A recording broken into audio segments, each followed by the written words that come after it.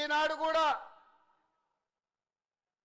కూడా రైతు భరోసాలో భాగంగా మొదటి విడతగా 3,500 కోట్లు, రెండవ విడత 2,200 కోట్లు, మొత్తం 5,700 కోట్లు ఈరోజు రైతుల ఖాతాలో రైతు భరోసా వేసి వచ్చే నెలలో ఇంకా 3,300 కోట్ల రూపాయలు రైతు భరోసా పథకంలో భాగంగా 9,000 కోట్ల రూపాయలు ఇవాళ రైతుల ఖాతాలో వేసి రైతుల కళ్ళల్లో ఆనందం చూడాలి.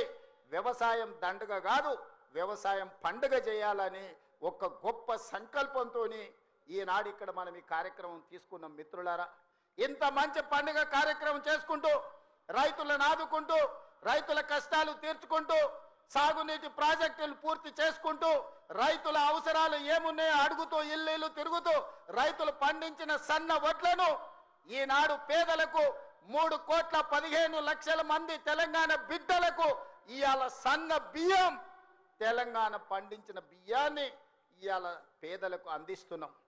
ఎక్కడైనా ఏ రాష్ట్రంలో అయినా ఈ భారతదేశంలో స్వతంత్రం వచ్చి 75 సంవత్సరాలలో నేను ఇవాళ సూటిగా సవాలు విసురుతున్నా.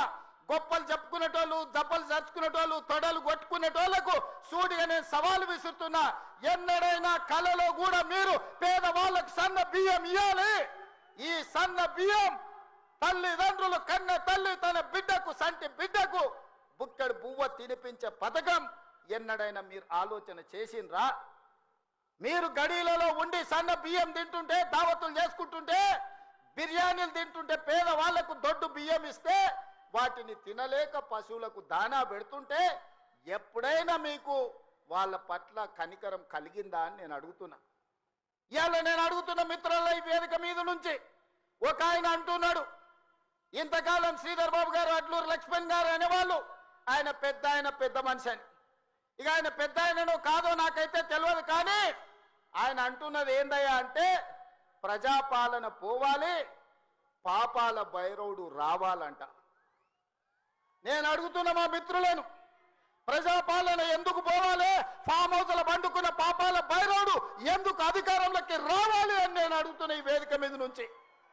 ప్రజాపాలన ఆ పెద్ద ఆయననో వాళ్ళ తాతనో వాళ్ళ ముత్తాతలో తెస్తే రాలేదు. ఈ ప్రజాపాలన వచ్చింది లక్షలాది మంది కాంగ్రెస్ పార్టీ కార్యకర్తలు త్యాగం చేసి తమ రక్తాన్ని చెమటగా మార్చి భుజాలు కాయలు కాసేలా మువ్వన్నెల జెండాను మోస్తే ఈనాడు ప్రజాపాలన వచ్చింది. నీ నెత్తి